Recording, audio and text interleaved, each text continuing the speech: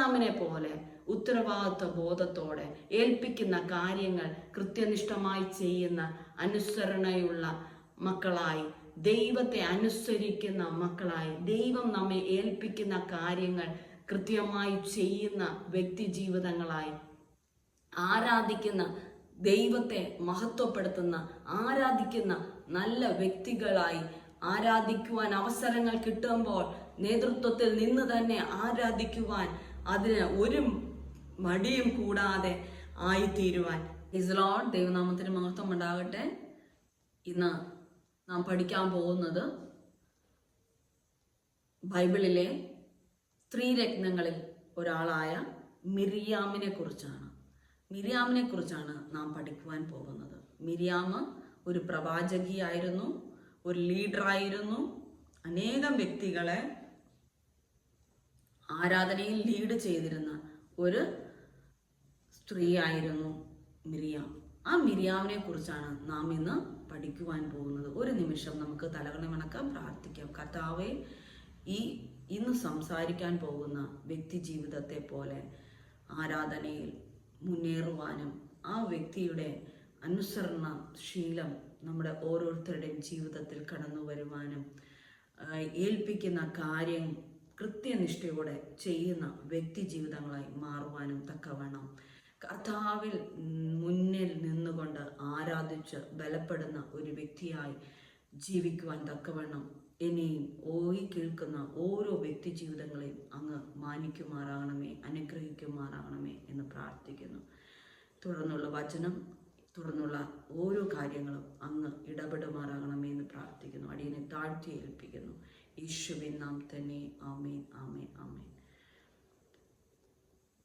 മീഖ പ്രവാചകന്റെ പുസ്തകം 6-ാം അധ്യായം അതിന്റെ 4-ാം വാക്യത്തിൽ, ഞാൻ നിന്നെ മിസ്രയീം ദേശത്തു നിന്ന് പുറപ്പെടുവിച്ച് അടിമ വീട്ടിൽ നിന്ന് നിന്നെ വീണ്ടെടുത്തു, മോശയെയും അഹരോനെയും മിരിയാമിനെയും നിന്റെ മുമ്പിൽ അയച്ചു എന്ന് നമുക്ക് കാണുവാൻ സാധിക്കും.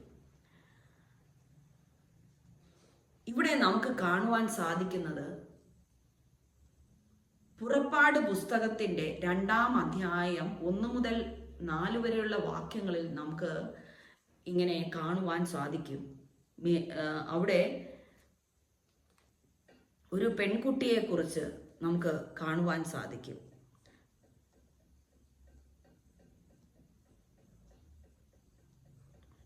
എന്നാൽ ലേവി കുടുംബത്തിലെ ഒരു പുരുഷൻ പോയി ഒരു ലേവി കന്യകയെ പരിഗ്രഹിച്ചു. അവർ ഗർഭം ധരിച്ചു ഒരു മകനെ പ്രസവിച്ചു. അവൻ സൗന്ദര്യമുള്ളവൻ എന്ന് കണ്ടിട്ട് അവനെ 3 മാസം ഒളിപ്പിച്ചു വച്ചു. അവനെ പിന്നെ ഒളിപ്പിച്ചു വയ്പാൻ കഴിയാതെ ആയപ്പോൾ അവൾ ഒരു ഞാങ്ങണപ്പെട്ടകം വാങ്ങി അതിന് പശയും കീലും തേച്ച് പൈതലിനെ അതിൽ കിടത്തി നദിയുടെ അരികിൽ ഞാങ്ങണയുടെ ഇടയിൽ വെച്ചു. അവന് എന്തു ഭവിക്കും എന്ന് അറിവാൻ അവന്റെ പെങ്ങൾ ദൂരത്ത് നിന്നു. അപ്പോൾ ഫറവോന്റെ പുത്രി നദിയിൽ കുളിപ്പാൻ വന്നു. അവളുടെ ദാസിമാർ നദി തീരത്തു കൂടി നടന്നു. അവൾ ഞാങ്ങണയുടെ ഇടയിൽ പെട്ടകം കണ്ടപ്പോൾ അതിനെ എടുത്ത് കൊണ്ട് വരുവാൻ ദാസിയെ അയച്ചു. അവൾ അത് തുറന്നാറെ പൈതലിനെ കണ്ടു. കുട്ടി ഇതാ കരയുന്നു. അവൾക്ക് അതിനോട് അലിവ് തോന്നി. ഇത് എബ്രായരുടെ പൈതങ്ങളിൽ ഒന്ന് എന്ന് പറഞ്ഞു. അവന്റെ പെങ്ങൾ ഫറവോന്റെ പുത്രിയോട്, ഈ പൈതലിന് മുല കൊടുക്കേണ്ടതിന് ഒരു എബ്രായ സ്ത്രീയെ ഞാൻ ചെന്ന് വിളിച്ചു കൊണ്ടുവരണമോ എന്ന് ചോദിച്ചു. ഫറവോന്റെ പുത്രി അവളോട്, ചെന്ന് കൊണ്ടുവരിക എന്ന് പറഞ്ഞു. കന്യക ചെന്ന് പൈതലിന്റെ അമ്മയെ വിളിച്ചു കൊണ്ട് വന്നു. ഫറവോന്റെ പുത്രി അവളോട്, നീ ഈ പൈതലിനെ കൊണ്ടുപോയി മുല കൊടുത്ത് വളർത്തേണം, ഞാൻ നിനക്ക് ശമ്പളം തരാം എന്ന് പറഞ്ഞു. സ്ത്രീ പൈതലിനെ എടുത്ത് കൊണ്ടുപോയി മുല കൊടുത്തു വളർത്തി. നമുക്കിവിടെ കാണുവാൻ സാധിക്കുന്നത് ലേവ്യ ഗോത്രത്തിലെ കുടുംബത്തിലെ ഒരു പുരുഷൻ പോയി ലേവ്യ കന്യകയെ പരിഗ്രഹിച്ചു എന്ന്. ആ കുടുംബത്തിലെ ഇളയ പൈതലിന്റെ കാര്യമാണ് ഇപ്പോൾ സംസാരിക്കുന്നത്. അതിലൊരു പെങ്ങളുടെ കാര്യം പറയുന്നുണ്ട്. ആ പെങ്ങളാണ് മിരിയാം. നമുക്ക് പുറപ്പാട് പുസ്തകത്തിന്റെ 6-ാം വാക്യത്തിൽ ഇങ്ങനെ കാണുവാൻ സാധിക്കും. 6-ാം അധ്യായത്തിന്റെ 16 മുതൽ 20 വരെയുള്ള വാക്യങ്ങളിൽ വംശപാരമ്പര്യ പ്രകാരം ലേവിയുടെ പുത്രന്മാരുടെ പേരുകൾ ഇവ: ഗേർഷോൻ, കാഹേത്ത്, മേരാരി. ലേവിയുടെ ആയുഷ്കാലം 637 സംവത്സരമാകുന്നു. ഗേഷോരിന്റെ പുത്രന്മാർ കുടുംബ സഹിതം ലിബ്നിയിൽ ഷിബ്നിയും ആയിരുന്നു. കഫാത്തിന്റെ പുത്രന്മാർ അമ്രാം, ഇസ്ഹാർ, ഹെബ്രോൻ, ഉസിയേൽ. കാഹാത്തിന്റെ ആയുഷ്കാലം 133 സംവത്സരമായിരുന്നു. മെരാരിയുടെ പുത്രന്മാർ മഹ്ലി, മുഷി. ഇവർ വംശപാരമ്പര്യ പ്രകാരം ലേവിയുടെ കുലങ്ങൾ ആകുന്നു. അമ്രാം തന്റെ പിതാവിന്റെ സഹോദരിയായ യോഗ്ബേദിനെ വിവാഹം കഴിച്ചു. അമ്രാം തന്റെ പിതാവിന്റെ സഹോദരിയായ യോഗ്ബേദിനെ വിവാഹം കഴിച്ചു. അവൾ അവന് അഹരോനെയും മോശയെയും പ്രസവിച്ചു.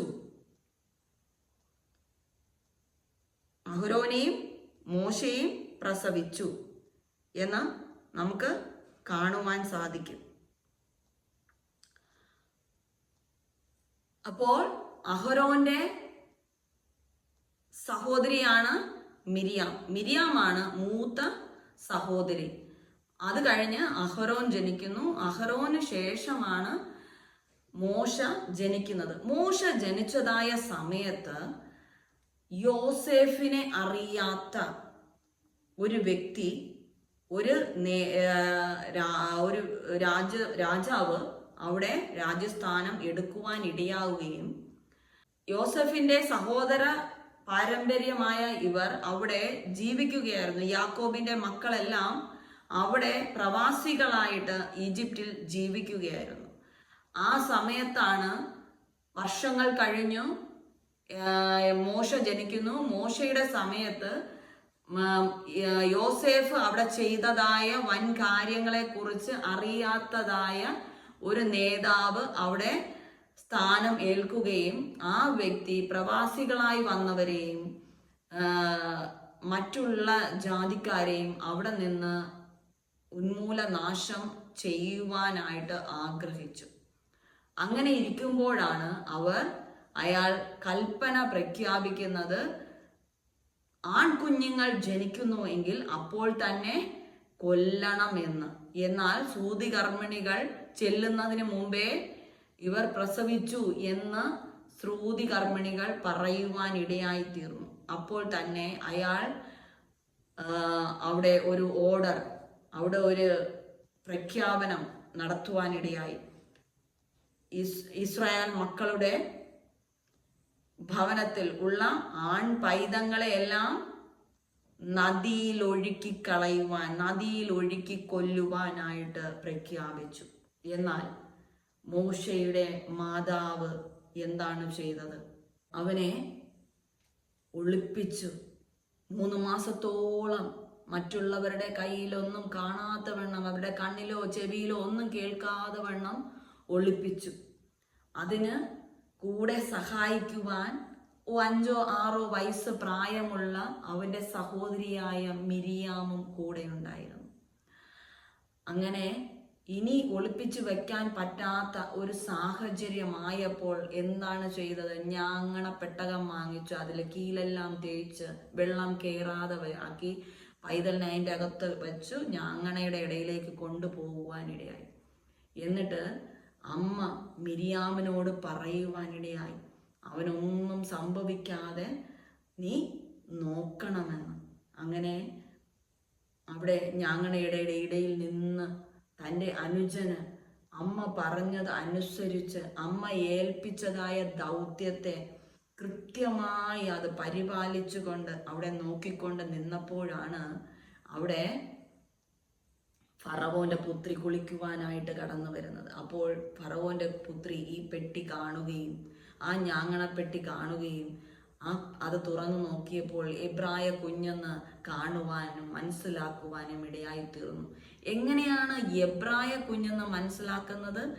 പരിച്ഛേദന എല്ലാ കുഞ്ഞുങ്ങളെയും എബ്രായർ ചെയ്യുമായിരുന്നു. അതുകൊണ്ടാണ് എബ്രായ കുഞ്ഞ് എന്ന് മനസ്സിലാക്കുവാൻ ഇടയായി തീർന്നത്. അത് കണ്ട ഉടൻ ഒന്നും അറിയാത്തതുപോലെ മോശയുടെ സഹോദരിയായ മിരിയാം ബുദ്ധിപൂർവം ചെന്ന് ആവശ്യപ്പെട്ടു, ഞാൻ ഈ കുഞ്ഞിനെ നോക്കുവാനായിട്ട്, ഈ കുഞ്ഞിന് മുല കൊടുക്കുവാനായിട്ട് ഒരു എബ്രായ സ്ത്രീയെ കൂട്ടിക്കൊണ്ട് വരട്ടോ എന്ന് ചോദിച്ചു. അപ്പോൾ ആ ഫറവോന്റെ പുത്രി പറയുവാനിടയായി കൊണ്ടുവരാൻ. അപ്പോൾ അവൾ എന്ത് ചെയ്തു? ഈ പൈതലിന്റെ അമ്മയെ തന്നെ കൂട്ടിക്കൊണ്ടുവന്ന് ആ പൈതലിനെ നോക്കുവാൻ, ശുശ്രൂഷിക്കുവാൻ, മുല കൂട്ടി വളർത്തുവാൻ കൊണ്ടുവന്നു. ആ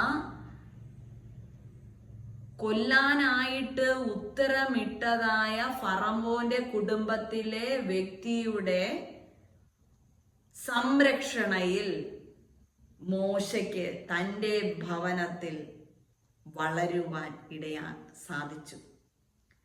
12 വയസ്സുവരെയും ആ അമ്മയ്ക്ക് വചനങ്ങൾ പഠിപ്പിച്ച് ഇസ്രായേൽ മക്കൾക്ക് ഉള്ള സകല വചനങ്ങളും പഠിപ്പിച്ച് എല്ലാ രീതിയിലും അവരുടെ അതേ ശിക്ഷണത്തിൽ മോശയെ വളർത്തുവാൻ കഴിഞ്ഞു. അതുകൊണ്ട് മോശയ്ക്ക് തൻ്റെ ജനത്തോട്, തൻ്റെ ജനത്തിനെ ഇവിടുന്ന് വീണ്ടെടുക്കണമെന്നുള്ള ആഗ്രഹം ഉള്ളിൽ കിടന്നിരുന്നു. 12 വയസ്സു കഴിഞ്ഞപ്പോൾ ഫറവോന്റെ ആ രാജകൊട്ടാരത്തിൽ വളരുവാനിടയായി തീർന്നു. ആ മോശ കുഞ്ഞിനെ വളർത്തുവാൻ സഹായിച്ചത്, സുരക്ഷിതമായി വളരുവാനുള്ള ക്രമീകരണം ചെയ്തത് തൻ്റെ സഹോദരി തന്നെയാണ്. ആ സഹോദരിയായ മിരിയാമാണ്. തൻ്റെ അമ്മ പറഞ്ഞിട്ട് അനുസരിച്ചു ആ മകൾ.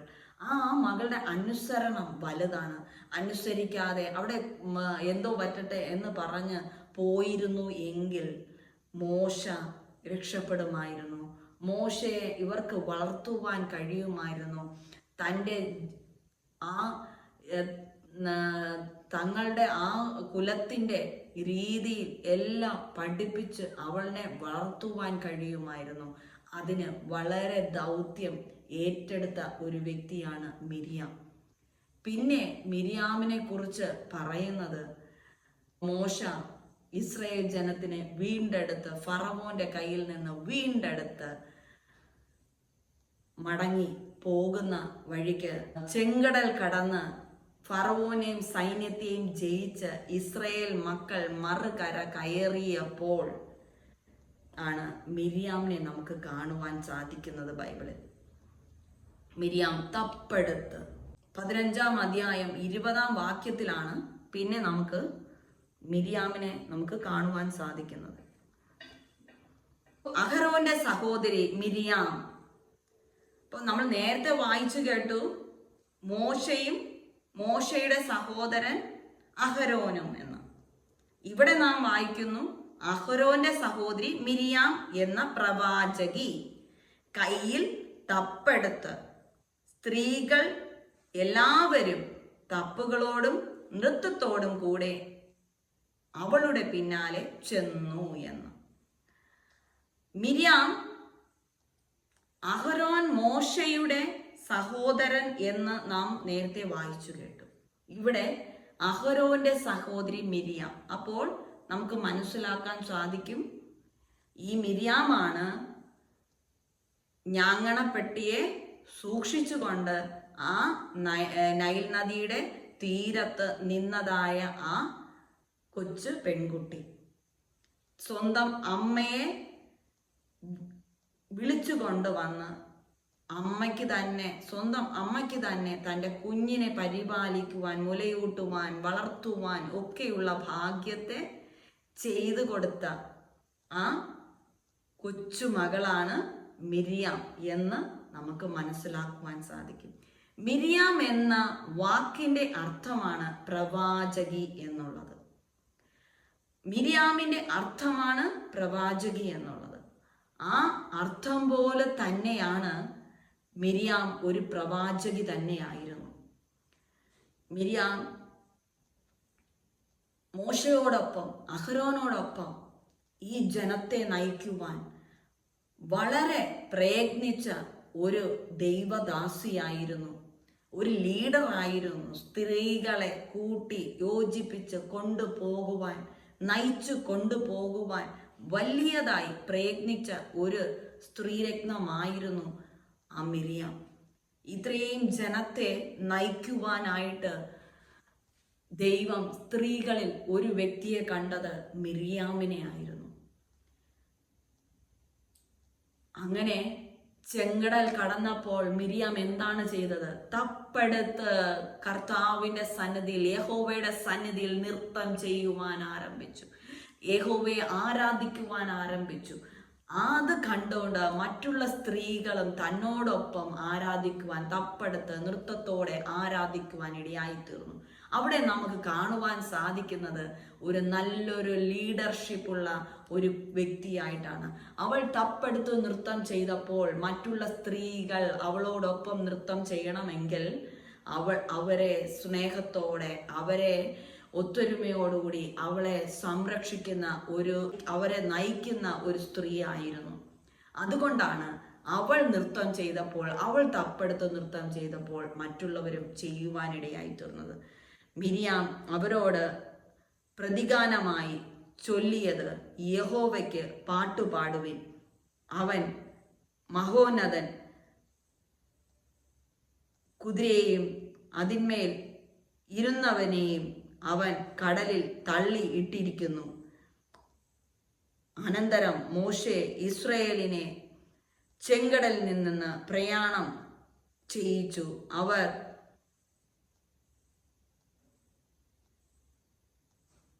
ഷൂർ മരുഭൂമിയിൽ ചെന്ന് 3 ദിവസം മരുഭൂമിയിൽ വെള്ളം കിട്ടാതെ സഞ്ചരിച്ചു. ഇത് ഈ 15-ാം അധ്യായം എന്നുള്ളത് ഒരു പാട്ടാണ്, മോശയുടെ പാട്ടാണ്. ആ മോശയുടെ പാട്ടിനെ മിരിയാം നൃത്തത്തോടുകൂടി, തപ്പോടും നൃത്തത്തോടും കൂടി ആ പാട്ട് പാടുവാനാണ് ഇടയായി തീർന്നത്. അങ്ങനെ മിരിയാം വലിയ രീതിയിൽ നൃത്തത്തോടെ ആയിരുന്നു.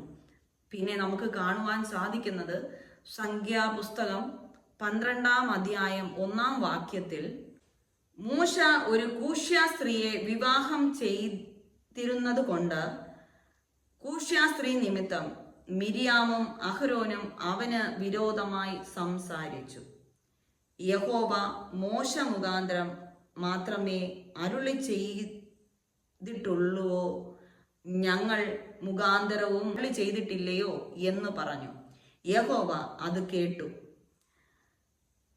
മോശ എന്ന പുരുഷനാ ഭൂതലത്തിൽ ഉള്ള സകല മനുഷ്യരിലും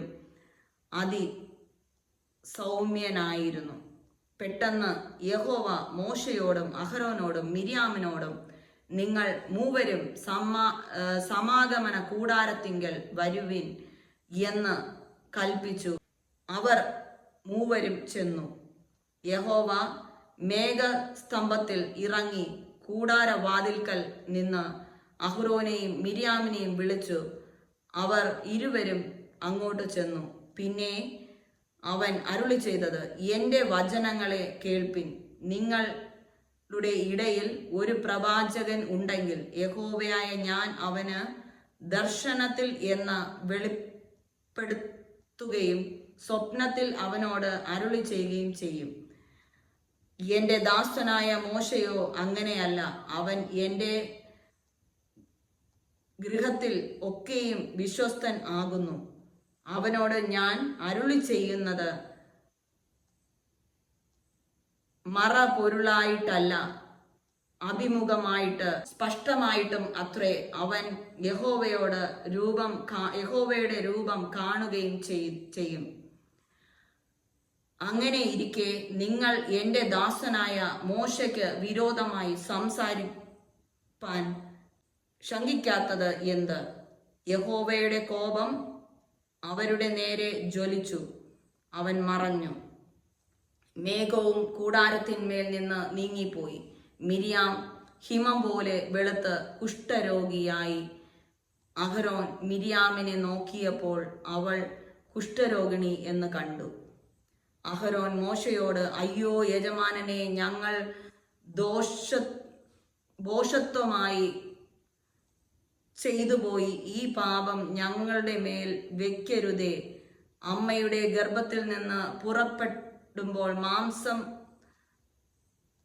പകുതി അഴുകിയിരിക്കുന്നത് ചാപിള്ളയെ പോലെ ഇവൾ ആകുന്നു എന്ന് പറഞ്ഞു. അപ്പോൾ മോശ യഹോവയോട്, ദൈവമേ, അവളെ സൗഖ്യമാക്കണമേ എന്ന് നിലവിളിച്ചു. യഹോവ മോശയോട്, അവളുടെ മുഖത്ത് തുപ്പിയെങ്കിൽ അവൾ 7 ദിവസം ലജ്ജിച്ചിരിക്കയില്ലയോ? അവളെ 7 ദിവസത്തേക്ക് പാളയത്തിന് പുറത്ത് അടച്ചിടേണം. പിന്നത്തേതിൽ അവളെ ചേർത്തുകൊള്ളണം എന്ന് പറഞ്ഞു. ഇങ്ങനെ മിരിയാമിനെ 7 ദിവസം പാളയത്തിന് പുറത്ത് ആക്കി അടച്ചിട്ടു. അവൾ വീണ്ടും അംഗീകരിച്ചതുവരെ ജനം യാത്ര ചെയ്തില്ല. അതിൻ്റെ ശേഷം ജനം ഹസേരോനിൽ നിന്ന് പുറപ്പെട്ട് ഹാരാൻ മരുഭൂമിയിൽ പാളയമിറങ്ങി. അങ്ങനെ മോശയ്ക്കെതിരായിട്ട് മോശ ഒരു കൂശ്യ സ്ത്രീയെ വിവാഹം കഴിച്ചു. കൂശ്യ സ്ത്രീ എന്ന് പറഞ്ഞാൽ എത്യോപ്യൻ സ്ത്രീയാണ്. എത്യോപ്യയിലെ സ്ത്രീയെയാണ് കൂശ്യ സ്ത്രീ എന്ന് പറയുന്നത്. എന്നാൽ മോശ വിവാഹം കഴിച്ചിരുന്നത് സിപ്പോറ എന്ന ഒരു വ്യക്തിയെയാണ്. അത് വന്നിട്ട് മിദ്യാനിലെ പുരോഹിതനായ ഇത്രോയുടെ മകളെയാണ് വിവാഹം കഴിച്ചത്. മോശ ഫറവോന്റെ കൊട്ടാരത്തിൽ നിന്ന് ഓടി ഒളിച്ചത് ഈ ഇത്രോയുടെ ഭവനത്തിലായിരുന്നു. അങ്ങനെ ഇത്രോയുടെ മകളെ വിവാഹം കഴിച്ചു കൊടുക്കുകയാണ് ചെയ്തത്. സിപ്പോറ ആണ് യഥാർത്ഥത്തില് മോശയുടെ ഭാര്യ. അവൾ എന്തായാലും ഒരു കൂശ്യ സ്ത്രീ അല്ല. യാത്രയുടെ ഇടയിൽ ചിലപ്പോൾ മോശയുടെ ഭാര്യയായ സിപ്പോറ മരിച്ചുപോയി കാണും. ഈ മരുഭൂ പ്രയാണത്തിൽ മോശയുടെ ഭാര്യ സിപ്പോറ മരിച്ചുപോയി കാണും. അപ്പോൾ ബൈബിളിൽ നമുക്ക് കാണുവാൻ സാധിക്കും, ആ പുറപ്പാട് നടക്കുന്ന സമയത്ത് ഇസ്രായേൽ മക്കൾ മാത്രമല്ല പല വംശക്കാരും ഇവരോടൊപ്പം യാത്ര തിരിച്ചതായിട്ട് നമുക്ക് കാണുവാൻ സാധിക്കും. അതിൽ ഈ എത്യോപ്യൻ വംശക്കാരും കൂടെ ഉണ്ടായിരുന്നായിരിക്കാം. അപ്പോൾ സിപ്പോറ മരിച്ചതിന് ശേഷം മോശയെ സംരക്ഷിക്കുവാൻ, മോശയുടെ കാര്യങ്ങൾ ചെയ്യുവാനായിട്ട് മോശ തനിക്കൊരു തുണയെ വേണമെന്ന് മനസ്സിലാക്കിയിട്ട് ഈ എത്യോപ്യൻ സ്ത്രീയെ, അതായത് കൂശ്യ സ്ത്രീയെ വിവാഹം കഴിക്കുവാൻ ഇടയായി തീർന്നു കാണും. അപ്പോൾ ആ കൂശ്യ സ്ത്രീ വിവാഹം കഴിച്ചു കഴിഞ്ഞപ്പോൾ കൂശ്യ സ്ത്രീ ചിലപ്പോൾ ഈ മിരിയാമിനെയൊക്കെ ഭരിക്കുവാൻ, ഞാൻ വലിയ നേതൃത്വത്തിൽ നിൽക്കുന്ന ആളിന്റെ ഭാര്യയാണെന്നൊക്കെ കാണിച്ചു കാണും. അത് കണ്ടിട്ട് സഹിക്കാൻ വയ്യാതെ ആയിരിക്കാം ചിലപ്പോൾ മിരിയാമും അഹരോനും ഇങ്ങനെ പറഞ്ഞത്. എന്നാൽ പോലും കർത്താവ് അത് ക്ഷമിച്ചില്ല. തന്റെ നേതൃത്വത്തിൽ നിൽക്കുന്ന വ്യക്തിക്കെതിരായിട്ട് സംസാരിച്ചതായ തന്റെ സഹോദരി ആയിട്ട് പോലും സഹോദരിയെ ക്ഷമിക്കുവാൻ ദൈവം ഇടയായില്ല. ദൈവം അവിടെ ശിക്ഷിക്കുവാൻ ഇടയായി തീർന്നു. മോശയാണ് ദൈവം കണ്ടിരുന്നത് അവിടെ. മിരിയാമിനെക്കാളും മിരിയാം മോശയ്ക്കൊരു സഹായിയായി മോശയുടെ കൂടെ നിന്ന് മോശയ്ക്ക് ഇസ്രായേൽ മക്കളെ നയിക്കുവാനായിട്ടുള്ള നേതൃത്വത്തിൽ കൂടെ സഹായിച്ച് ആരാധനയിലെല്ലാം പങ്കെടുത്ത് സ്ത്രീകളെ നയിച്ചു കൊണ്ടുപോകുവാനായിട്ട് ദൈവം കണ്ടിരുന്ന വ്യക്തിയാണ് മിരിയാം. ആ മിരിയാമിന്റെ ലീഡർഷിപ്പാണ് വലുത്. പക്ഷേ മിരിയാമിനെക്കാളും ലീഡർഷിപ്പ് ആർക്കാണ്? മോശയ്ക്കാണ്. മോശയ്ക്കെതിരായി മിരിയാം പറഞ്ഞപ്പോഴാണ് കുഷ്ഠരോഗം ദൈവം ഇടുവാൻ കാരണമായി തീർന്നത്. പക്ഷേ മോശ അവളോട് ക്ഷമിച്ചിട്ട് ദൈവത്തോട് പ്രാർത്ഥിച്ചത് കൊണ്ട് അവൾക്ക് കുഷ്ഠം മാറുകയും വീണ്ടും അവരെ തുടരുവാൻ ഇടയായി തീർന്നു.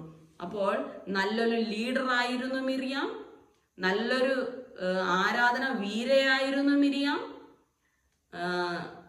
ദൈവസന്നിധിയിൽ എങ്ങനെയൊക്കെ ആരാധിക്കുമോ അങ്ങനെയൊക്കെ ആരാധിക്കുവാൻ, നൃത്തത്തോടെ തപ്പോടെ ഒക്കെ ആരാധിക്കുവാൻ മികച്ചവളായിരുന്നു മിരിയാം.